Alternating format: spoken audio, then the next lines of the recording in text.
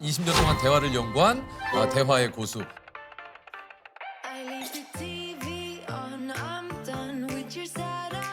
박재현 소장님이십니다. 안녕하세요. 네, 반갑습니다. 반갑습니다. 네, 반갑습니다. 반갑습니다. 소개를 좀 네. 해주시죠.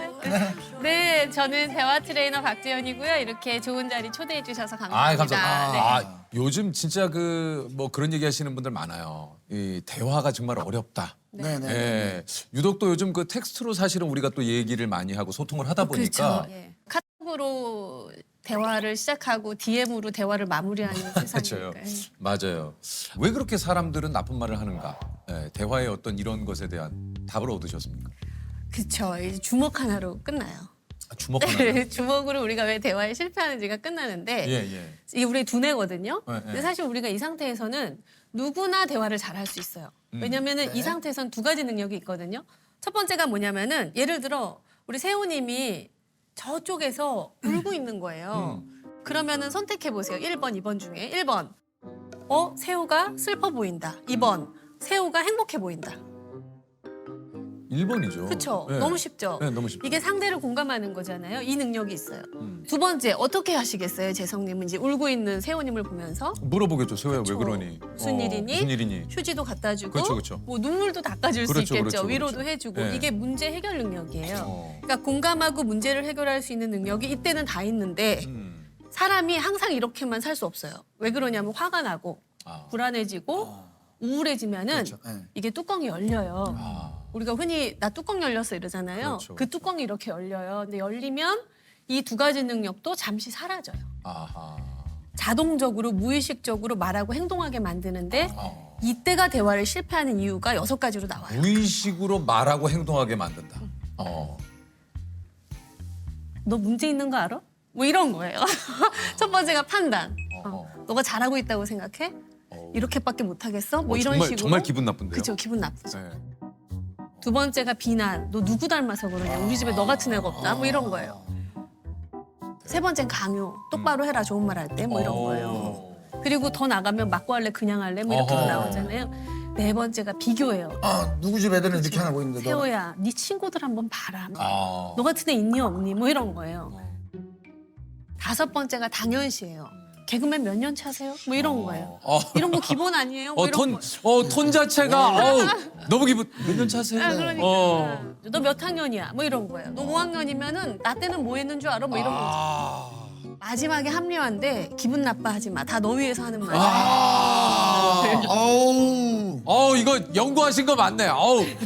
기분 나쁜 거 6단 콤보 맞으니까 네, 와 네, 이거 네. 와. 그래서 한 사람이 이렇게 돼서 6가지의 패턴으로 쏟아내기 시작하면 이 사람이 이 상태였다가도 이렇게 돼요.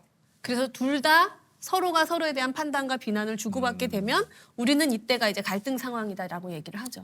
인간은 자기가 상처받으면 상처를 주고 싶어 해요. 그러니까. 왜 그러냐면 너가 그 말을 나한테 던졌어? 나 상처받았는데 지금 고통스러운데 이 고통이 어떤지 너도 한번 경험해봐라는 생각으로 돌아서거든요. 그러니까요. 왜 그럴까요? 그러니까 참. 뭐 예를 들어 팀장님이 자기 매니저한테 김 매니저 일을 할 때는 말이야 조금 생각을 하면서 해. 생각을 하긴 하는 거지 뭐 이렇게 물어보면 이 매니저 분도 그 말이 기분이 나쁘고 자신에게 모멸감을 느끼잖아요. 너무 열받잖아요. 그러니까 팀장님이면 다예요. 시간 지나면 다 되는 팀장? 뭐 이렇게 얘기할 수 있는 거예요. 그러면 이때부터는 대화가 시간 지나면 다 되는 팀장. 야. 이제 그러면 이때부터는 어떻게 대화가 흘러가냐면 이기고 지는 문제가 되는 거예요. 그렇죠, 그렇죠. 누가 이기나 어디 한번 보자. 그러면은 만약에 그렇게 약간 좀 무례한 상사가 그렇게 얘기하면 어떻게 좀 대화를 이끌어 나가면 이건 좀 좋습니까? 참아야 됩니까? 참아야 되는 거죠? 넌 회사가 놀이터냐? 때려쳐라 그냥 때려쳐. 요즘 것들 아주 그게 틀려먹었어. 대표님은 제가 만만하시죠? 너 지금 나한테 소리 지른 거야?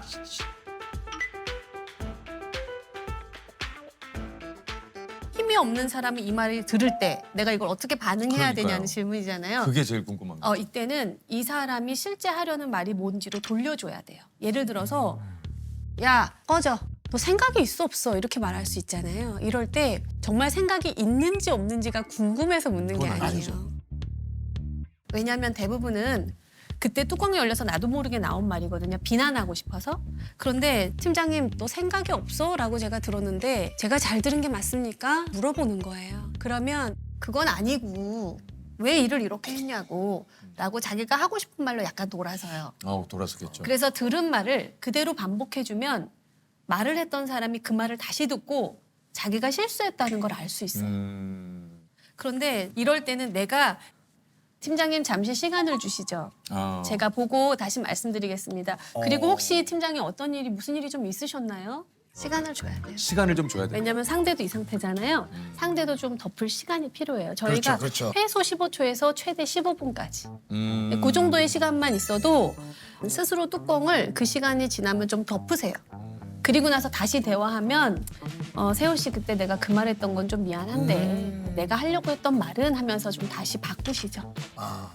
아니 그 정말 이게 좀 직장에서 대화를 잘하는 사람과 잘 못하는 사람 이것도 좀 구별이 될까요? 그렇죠. 직장에서 대화를 잘하시는 분들은 일단 비구체적인 말, 모호한 말, 부정적인 말을 안 써요. 다시 말하면 아주 구체적으로 얘기해요. 열정을 갖고 일하세요. 이런 말 안 해요. 이런 말 안 해요. 야 자신감을 갖고 행동해. 이렇게 말 안 해요. 자신감 있게 해. 자신감 있게.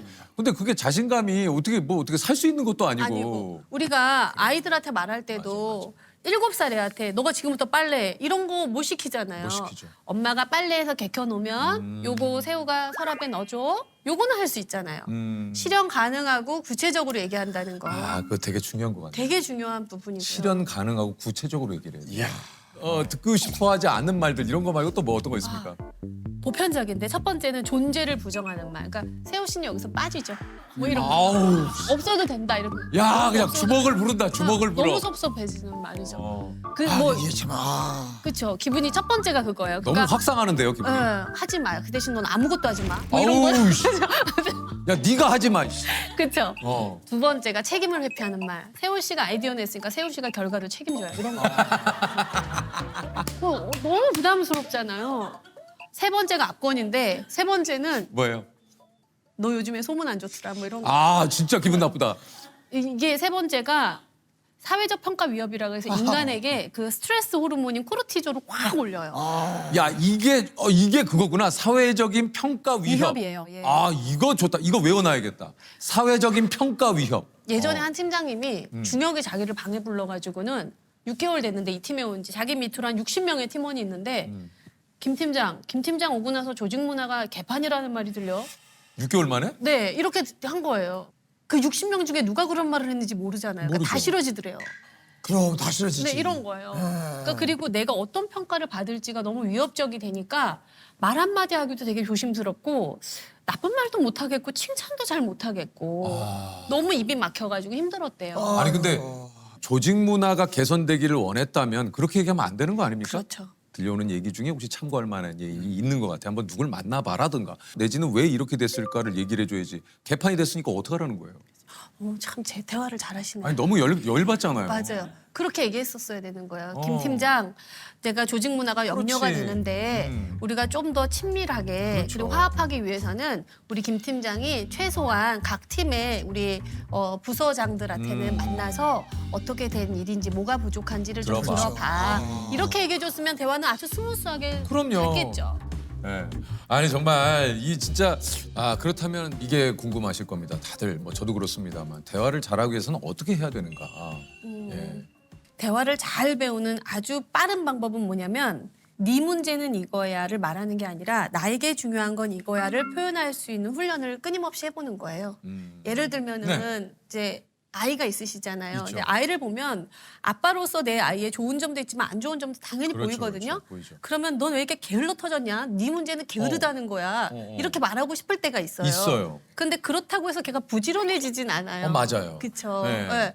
그럴 때 내가 원하는 걸 말해보는 거예요. 예를 들면 뭐 자녀 이름이 재현이라고 한다면 재현아 너 내가 왜 이렇게 게으르니? 라고 말하는 게 아니라 아빠한테 중요한 건 우리가 같이 사는 거실은 좀 깨끗했으면 좋겠는 거야. 그러니까 너가 먹은 건 좀 치워줬으면 좋겠어. 라고 말해보는 거예요. 야 근데 이거 쉽지 이거 쉽지 않아. 와 이거 이 순간적으로 내가 하고 싶은 원하는 것을 이 치환하는 게 쉽지 않은데. 그러니까 이것도 훈련이 필요하고 훈련이죠. 연습이 필요하다는 얘기죠. 근데 이 연습을 하다 보면 너무 재밌어요. 유독 그 주변에 보면은 가끔 그런 분들이 좀 계세요. 이렇게 말을 참 듣기 좋게 한다, 말을 예쁘게 한다, 네. 라는 분들이 좀 계시긴 하거든요. 행복한 사람들의 말 습관이 있다고 그래요. 행복한 사람들은요, 일단 우리 인지, 생각을 우리가 인지라고 얘기하잖아요. 자신의 인지를 조절하는 전략이 굉장히 긍정적이에요. 그러니까 쉽게 말하면 어려운 일을 경험해도 괜찮아, 우리 방법이 있을 거야. 그래. 이런 희망을 주는 말을 잘하고 가다가 이제 길을 넘어지면 아이씨 오늘 재수 없네 뭐 이렇게 말하시는 분도 계시지만 야 오늘 액땜했다. 오늘 요 정도 다치기를 다행이다. 이렇게 말하시는 분들도 계시잖아요. 있죠. 그러니까 자신의 어떤 상실이나 아픔의 사건을 긍정적으로 재처리하는 능력이 좋은 분들, 이 훈련이 되신 분들은 대화를 되게 잘해요. 그러니까 이게 좀 행복한 사람들의 말 습관에 대해서 좀 여쭤보기도 했지만 반대로 행복하지 않은 분들의 말 습관도 좀 있습니까? 있죠. 우선은 가장 큰 특징이 뭐였냐면 해석의 왜곡성이 아주 높아요. 예를 들어서 재성님께서 소장님 오늘 뵈서 반가워요라고 인사를 해주셨잖아요. 그러면 저는 그거를 이분이 나를 만나서 반가워하시는구나라고 해석하잖아요. 그렇죠. 그런데 뭐지? 반갑지도 않으면서 왜 저러지? 그러니까. 뭘 시키려고 저러지? 질 잘하려고 저러나? 뭐 나보러 지금 뭐 긴장 풀으라는 거야? 뭐 이렇게 생각할 수 있잖아요. 맞아요. 네. 뭐 세호님이 야 재현아 밥 한 번 먹자라고 얘기해도 너 빈말이잖아. 너 나한테 관심 없잖아. 너 뜨고 나서 있어, 변했잖아. 있어. 뭐 이렇게 해석을 하는 거예요. 그러니까. 근데 말씀하신 대로 인사를 하나 건넸는데 이런 식으로 돌아오면 사실 만나기 쉽지 않을 것 같아요. 그렇죠. 그러니까 피할 것 같아요. 그렇죠. 그러니까 뭔가 좀 이렇게 상대방의 호의를 이제 공격적으로 좀 받는.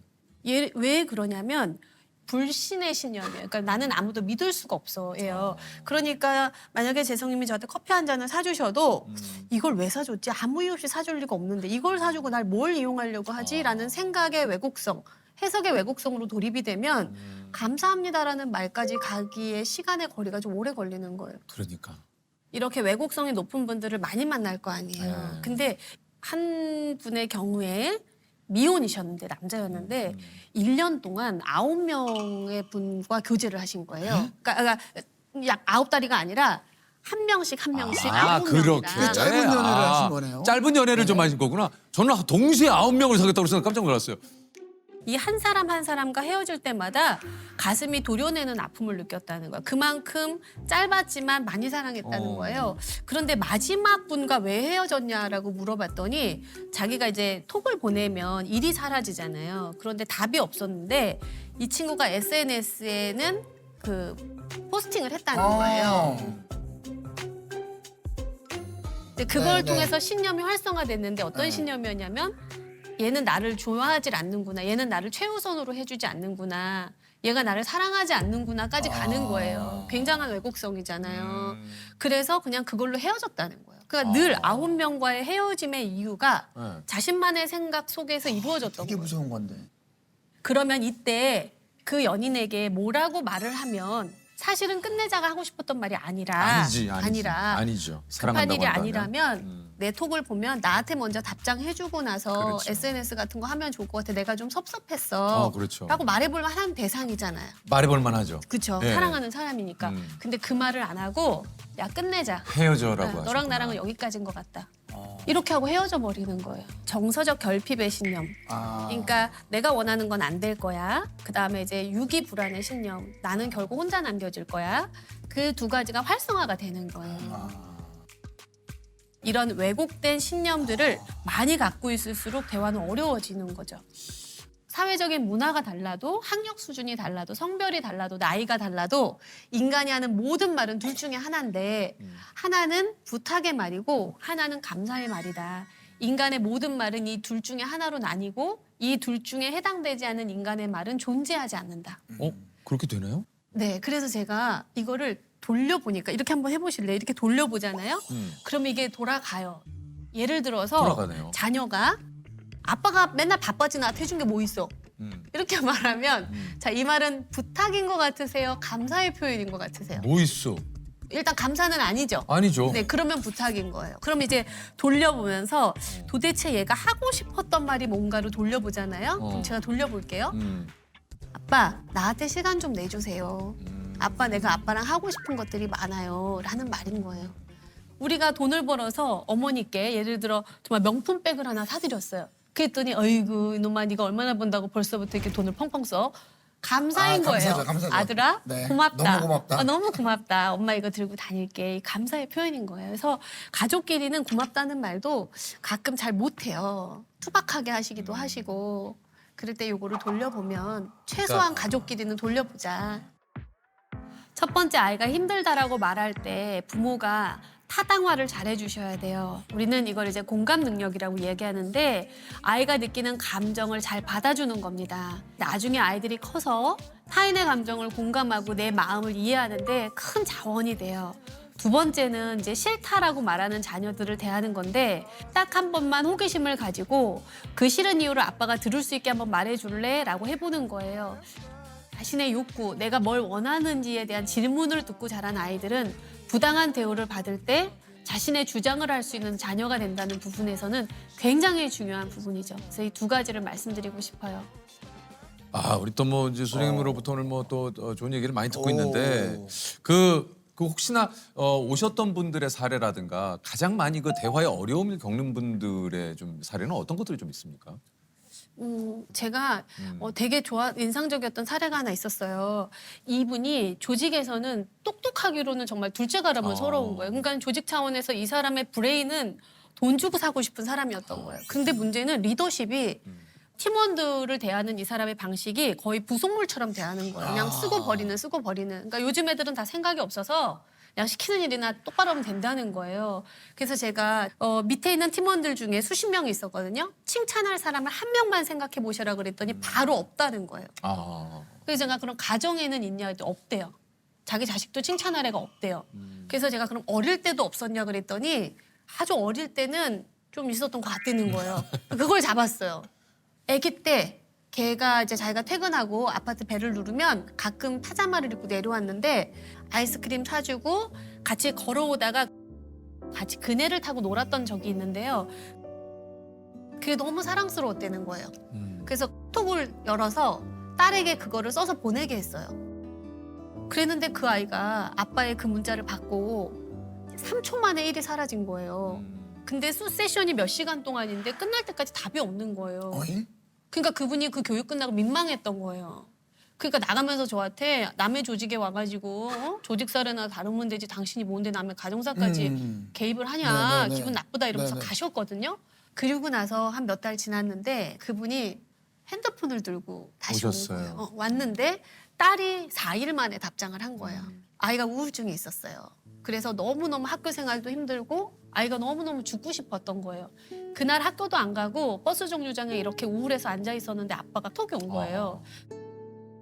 근데 그 내용이 우리 딸 기억나니? 너 아주 어릴 때 아빠 손잡고 아이스크림도 먹고 아빠가 그네를 밀어줬었는데 아빠가 교육받다가 문득 그 생각이 났다. 아이고. 너무 고맙다 아빠한테 이런 좋은 추억을 줘서 이렇게 보낸 거예요. 그랬더니 그 딸이 4일 만에 보낸 답이 톡으로 전체 보기를 해서 올려야 될 정도로 긴 문자가 왔는데 그 두서가 뭐라고 적혀 있었냐면 나를 살린 우리 아빠 얘기였어요.